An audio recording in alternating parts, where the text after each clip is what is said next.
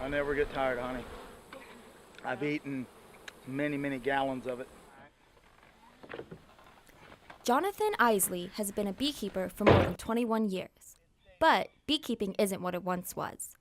Pests have decreased the population of bees greatly since the 1980s, and that's forced beekeepers to use costly techniques to replace the bees that die. Such techniques include buying packaged bees and medications to prevent the spread of disease. Back then, bees were easy to raise then. Lots of people had 5,000, 10,000 hives, and which is very hard to do now.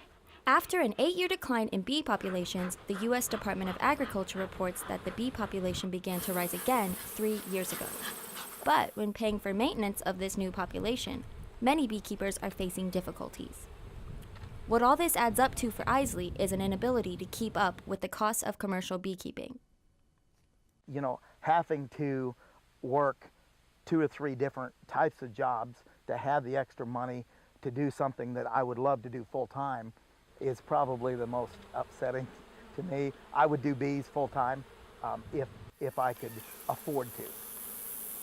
To replace the bees that have died, beekeepers can buy packaged bees.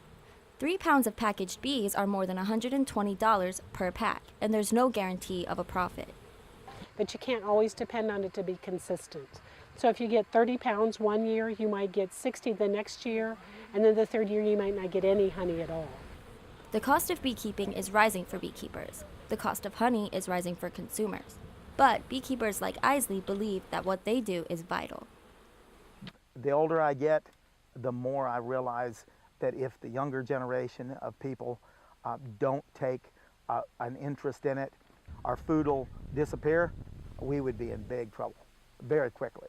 Isley hopes future generations will take on the task of beekeeping, and he says the benefits, providing local honey for the world, still outweigh the costs. Jamie Hobbs, KBIA News, Columbia.